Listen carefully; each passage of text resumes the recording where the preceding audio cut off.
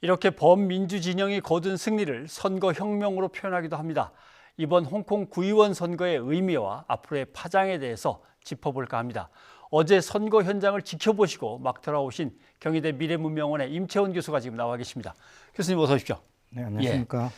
어제 선거 현장 지켜보시고 오늘 이제 일찍 돌아오셨다고 네. 얘기 들었습니다. 범민주 진영의 압승이다 뭐 이렇게 표현을 합니다만은 전체적으로 선거를 쭉 지켜보시면서 어떻게 평가를 하십니까? 조용한 선거혁명 그렇게 좀 볼 수 있을 것 같습니다.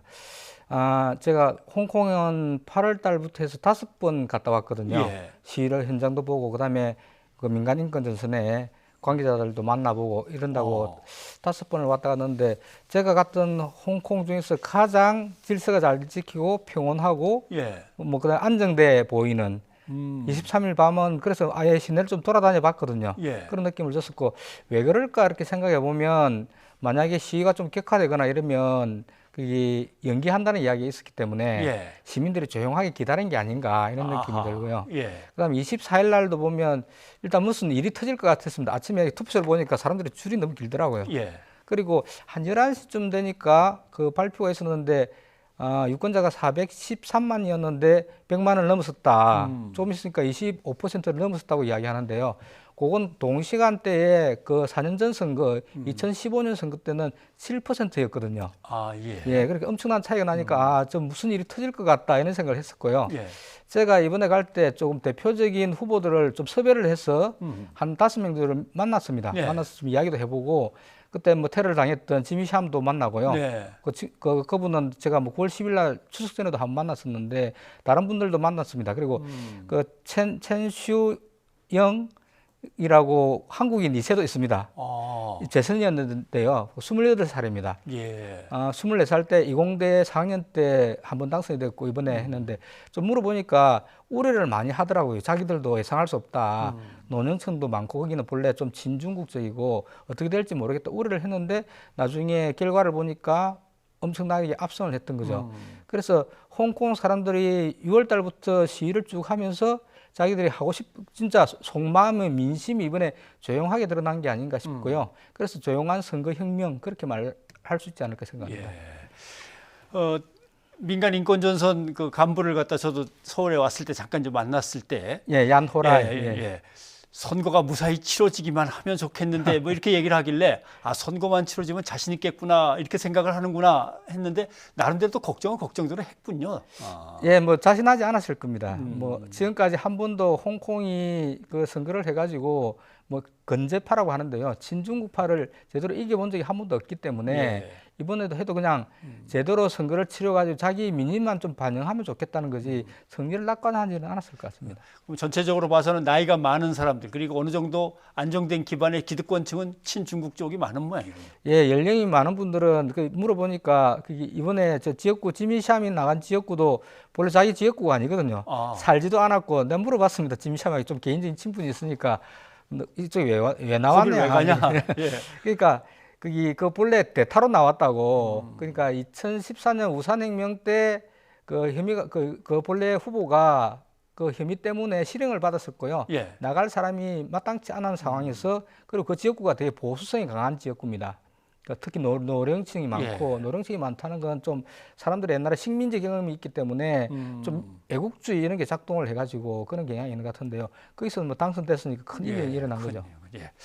근데 흔히 그냥 범민주 진영이라고 얘기합니다만은 뭐 아는 이름 뭐 공민당이라든가 민간인권전선 이 정도는 압니다만 어떤 그룹들이 모여서 이 범민주 진영을 이루는 겁니까? 그렇게 이해하면 우리나라도 혼란스러워 잘 안 될 것 같고요. 조금 선거는 이렇게 프레임이나 구도인데 저기는 계속 이렇게 건재파, 비건재파 이렇게 나오거든요. 건재파는 거는 그러니까 우리나라 보수 진보 이런 것처럼요. 그렇게 하면 그게 건재파는 건 친중국 성향의 정당 이런 사람들이 묶여 있는 거고 비건재파는 그 반대파인데 뭐 우리나라에서는 범민주 진영 이렇게 표현되더라고요. 이렇게 좀 대립구도로 이해하는 게 좋을 것 같습니다. 왜 그러냐 하면 미국처럼 나중에 저 친구들이 그 177명이 나중에 거기 선거인단, 행정장관 선거인단을 구성하는데 그때 몰표를 주거든요, 한쪽에. 그런 거 보더라도 지금 홍콩은 개별적인 정당이나 이런 것보다는 그렇게 좀 선거 구도로 보는 게 좀 바람직할 것 같고요. 예. 또 하나는 이번에 새롭게 약진했기 때문에 내부적으로 구성이 어떻게 되는지 아직도 며칠 좀 지나봐야 좀 더 확실할 것 같습니다. 아하, 예. 당선됐지만은 성향과 어떤 그룹인지 좀 더 지켜봐야 될 것 같습니다. 네, 알겠습니다. 그런데 이제 홍콩의 민심이라고 생각하는데 그래도 젊은 사람들이 대거 몰려가서 네. 투표를 하면서 변화가 일어난 거라고 네. 봐야 됩니까?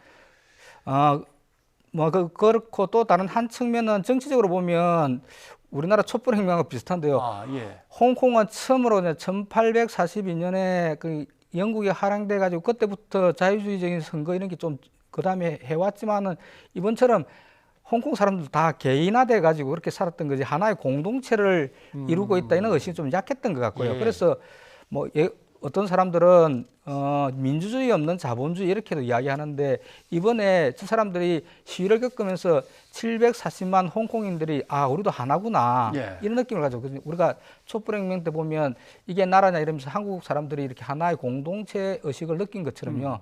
홍콩도 그게 좀 제일 큰 뭐 일인 것 같고 그다음에 젊은 사람들이 본래 구의회 선거하면 우리나라도 잘 안 가지 않습니까? 지방선거니까요. 예. 그것도 지방의회 선거니까. 예, 단체장 선거도 아니고 예. 본래 인기 없는 선거죠. 그러니까 지금 예전에는 보면 40%대였거든요. 그렇죠. 예. 70%까지 간 건 젊은 친구들이 참여해서 간 건데요. 지금 이번에 좀 동력이 그렇게 생겼던 것 같습니다. 예. 이번에 우리가 참여해야 된다는 그 강력한 동력이 생겼던 것 같고요. 젊은 친구들이 참여해가지고 70%까지 끌어올리는 게 아닌가 이런 생각입니다. 예. 우리나라도 사실 대통령 선거 되면은 뭐 80%도 가고 합니다만은 뭐 국회의원 선거가 곧 다음일 거고. 예, 만약에 그리고 6월 달부터 저러지 않았으면 저렇게 투표율이 높지 않을 거고 저는 아마 압승을 하는 큰 이유 중에 하나는 오히려 선거는 반대파에서 어떻게 하느냐 이건데 예. 그 시진핑이라든지 캐리람이 너무 잘못해가지고 민심을 잃었다. 그게 역으로 만약에 10월 정도에 좀 유화책을 썼더라면 이번에 저런 결과는 안 나왔을 것 같거든요. 예. 좀 균형적인 결과가 나왔을 것 같은데 저런 결과를 이끌어낸 큰 원인 중에 하나는 시진핑과 캐리람이라고 생각합니다. 너무 일방적으로 탄압하고 예. 그다음에 폭력 진압하고 이게 대해서 홍콩 시민이 반발한 게 아닌가 이런 생각입니다.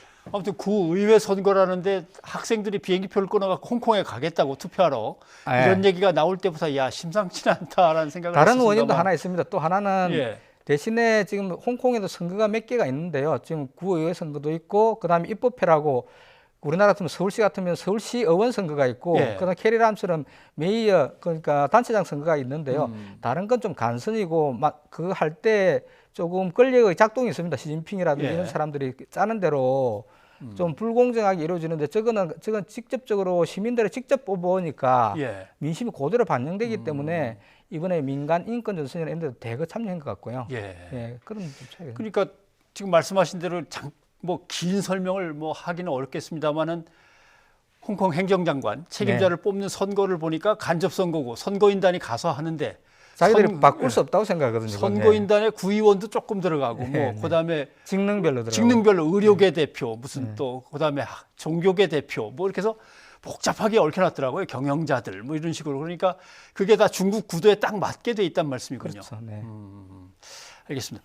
그런데 이제 이번 당선된 사람들이나 요직에 있는 사람들을 이제 만나 보셨으니까 아직도 이공대 학생들이 조금은 남아가지고 저항의 의지를 계속 이제 보여주고 있고 또 홍콩을 과연 어느 방향으로 어떻게 끌고 갈 거냐 하는 이런 문제들 얘기 좀 나눠보셨을 텐데요. 전해주시죠. 제일 지금 중요한 건 지금 선거가 끝났는데 그리고 압승을 한 민주진영에서 해야 될 첫 번째 과제가 지금 이공대에 있는 한 30명 정도 남아있는 학생들을 다치지 않게 뭐 아무리 자기들이 뭐 죽음을 무릅쓰고 들어가 있다고 하지만은 10대, 20대 초반 이런 친구들인데요. 어떻게든지 크게 다치지 않게 좀 보호해가지고 합리적으로 문제를 풀어보는 게 제일 중요한 문제 같고요. 지금 시의회가 당선자들에게 제일 먼저 주어진 과제가 아닌가 싶고요. 그 과제는 캐리람에게도 있고 그다음 시진핑에도 있는 것 같습니다. 좀 합의를 해가지고 적어도 더 이상 극단적인 행태의 일은 일어나지 않았으면 하는 게 여러 사람들이 바람인 것 같습니다. 예. 이렇게 되면 캐리람 행정장관은 상당히 수세에 몰렸는데 어떻게 행보를 잡아갈 것 같습니까? 사임해야죠. 사임해야 됩니까? 네. 예. 법적으로는 2022년까지 자기가 직을 유지할 수 있다고 이야기하는데 만약에 지금 뭐 건재파 입장에서도 보면 철저하게 자기들이 다수파가 철저하게 패배했는데 누군가를 책임을 져야 되면 캐리람이 져야 되거든요. 예. 그런데 오늘 뭐 그러지 않고 버틴다는 게 오히려 이상할 것 같고요. 뭐 조만간 뭐 사임하지 않을까 싶습니다. 그리고 예. 만약에 버티면 버틸수록 큰일이거든요. 지금 캐리람이 있는 것도 10월 달에 한번 바꿀 찬스가 있었는데 그때 시진핑이 5기로 버티게 했던 거고 예. 그 영향이 지금 선거 결과로 드러난 것 같고요.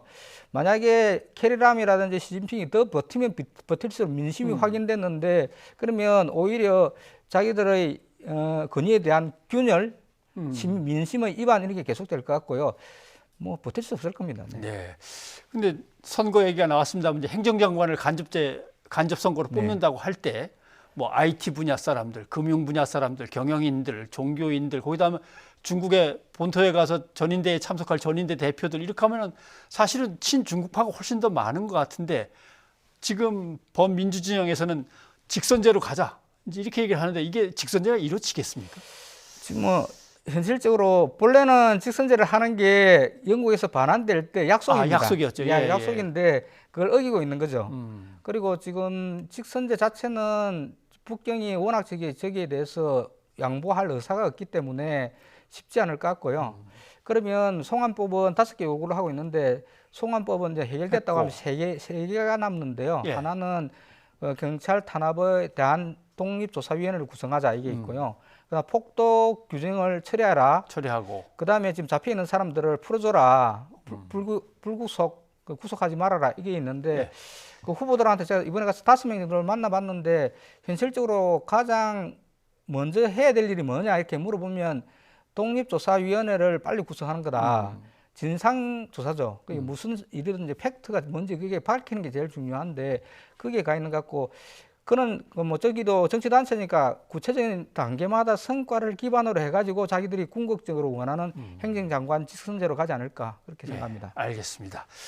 직선제로 가는 또 길목에서 어떤 장애가 도사리고 있을지 또 유혈 또 진압이나 시위 이런 것들이 벌어질지 이런 것들은 이제 계속 지켜봐야 될 문제군요. 교수님 오늘 도움 말씀 고맙습니다. 네, 감사합니다.